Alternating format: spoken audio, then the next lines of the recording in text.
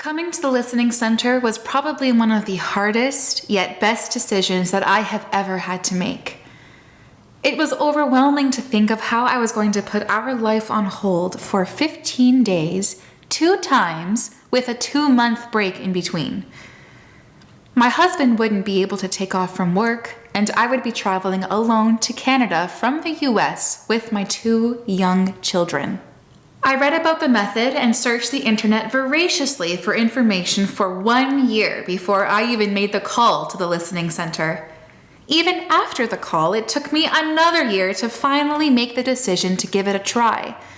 Not because of lack of information or kindness on their end, but on my part because I am a nervous Nelly. I must have read Norman Doidge's book 1,000,000 times, among other things. I kept on asking myself if I was insane for considering a method that was not scientifically proven. I come from a family of MDs, and our son's doctor told us the only thing that was scientifically proven to work was ABA. My only regret is that I didn't make the trip sooner. History: pervasive developmental disorder, not otherwise specified, and autism spectrum diagnosis at age 3.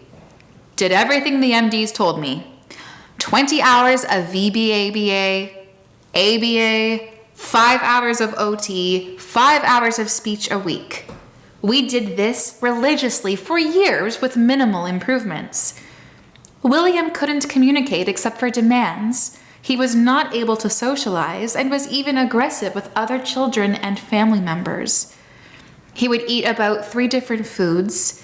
He would have tantrums that lasted an hour and jeopardized his safety, banging his head, throwing things, as well as the safety of those around him. We eventually tried ILS, and we did see nice improvements. This gave me a cue or a sign that I was onto something that might help my son. I knew there was something about this listening. The ILS helped to begin to tame his wild sensory system.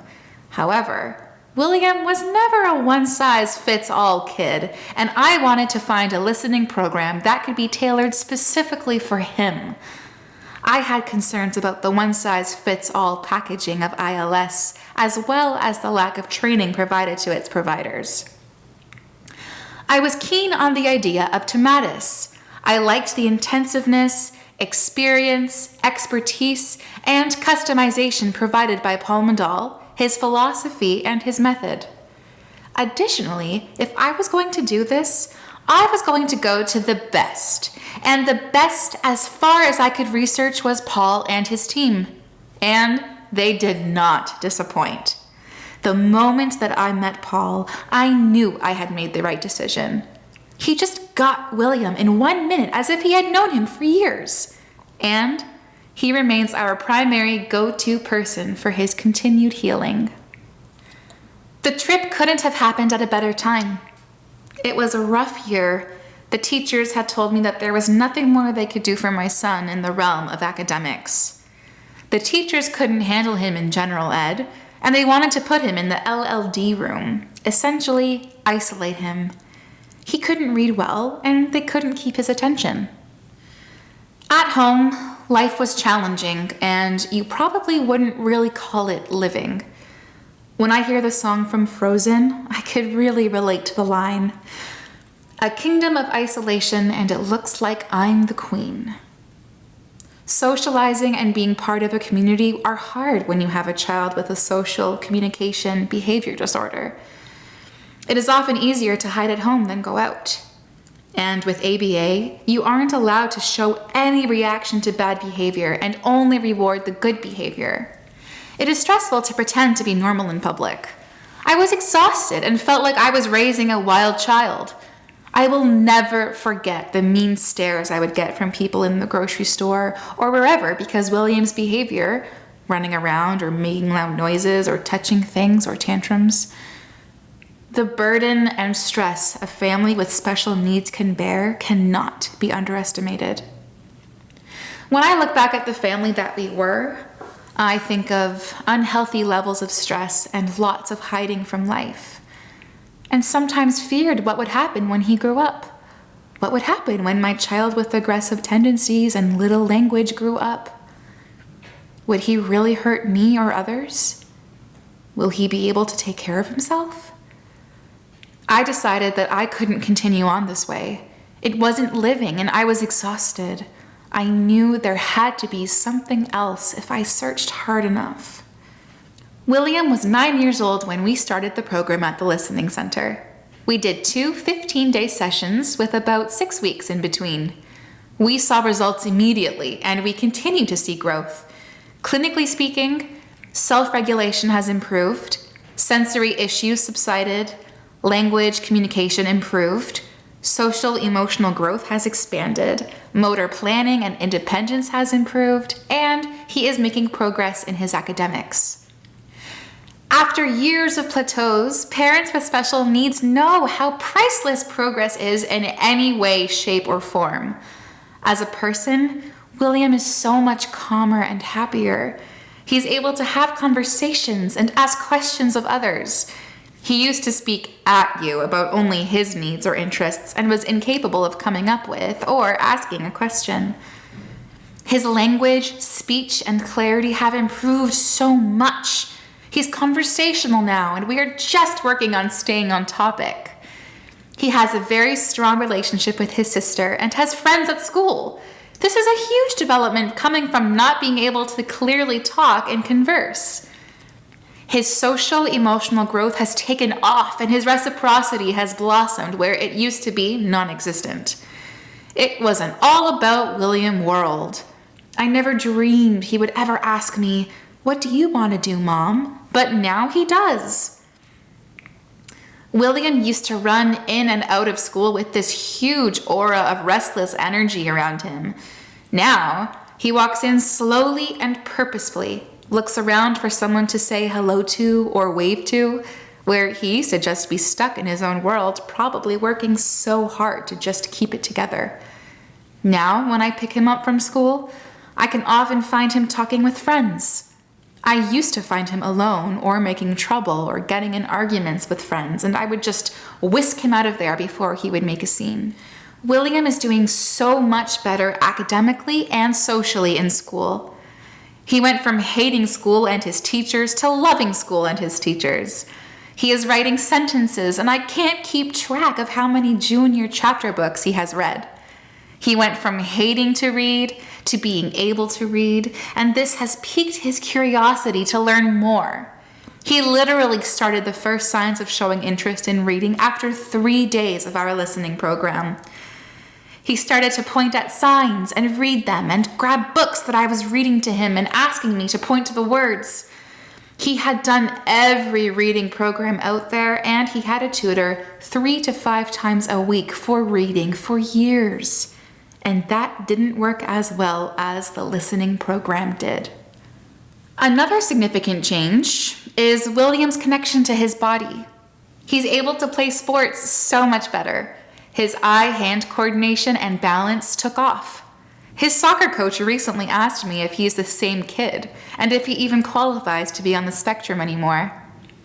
He is recreationally playing lacrosse and baseball and soccer and is on a competitive swim team.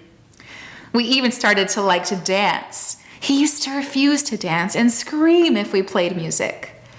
We were at a New Year's Eve party, and I was afraid William would want to run out of the ballroom because of the fancy atmosphere and loud music. But he turned to me and said, "Can I go out on the dance floor?" I couldn't understand why he would ask me that. I took a leap of faith and said, "Okay." Well, he was the first one out there and danced the night away. I was in shock.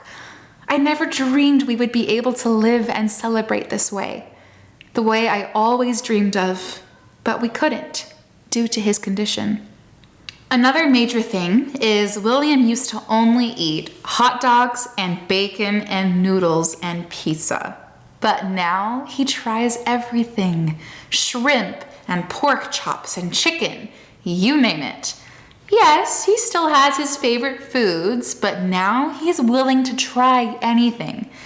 Anyone who has a child with SPD, sensory processing disorder, knows what a huge development this is. And he did it all on his own. Instead of me always saying, just try it, he independently asks for it. This is all magically happened while we were doing the listening program and has lasted.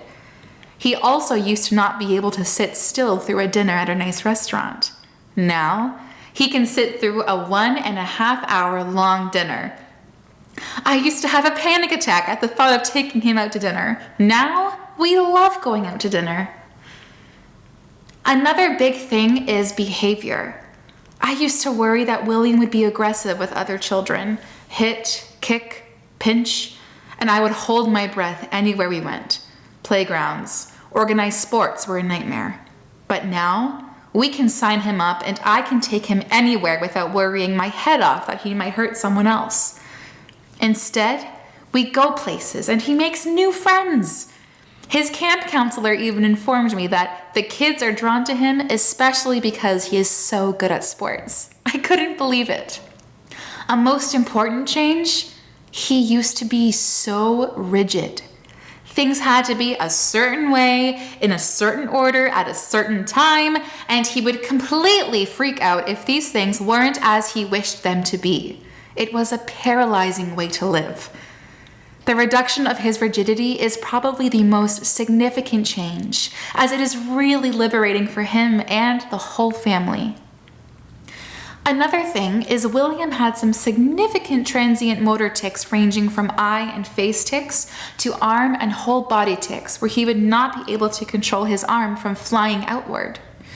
These tics are gone now, knock on wood. I had previously taken him to movement disorder specialists in New York City who told me that there was nothing that could be done for him except for medication. Is he quirky? Yes.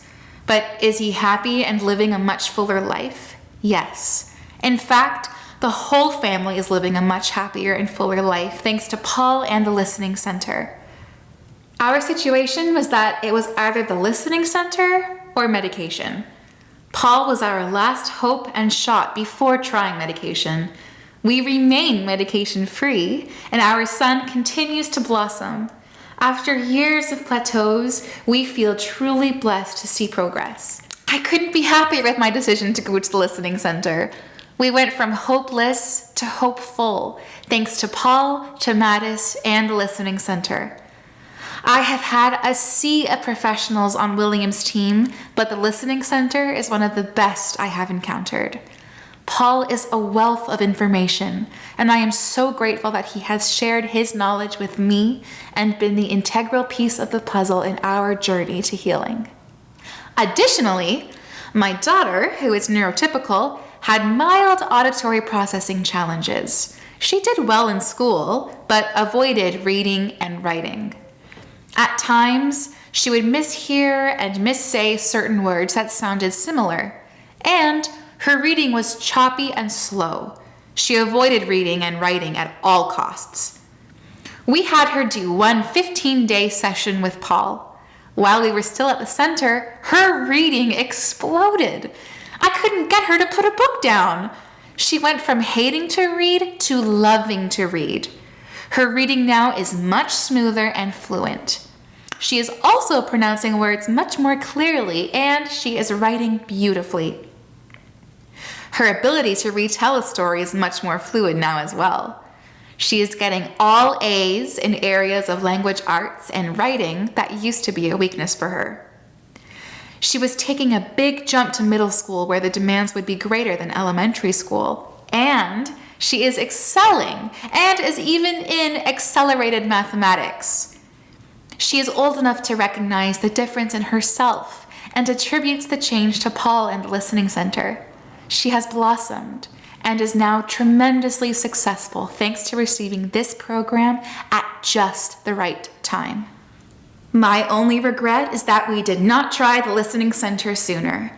Even the MDs in my family who were against my initial decision to go cannot believe the difference in both of my children, and now they are advocates for the program. And all of this in just over a year. Thank you, Paul. There are no words.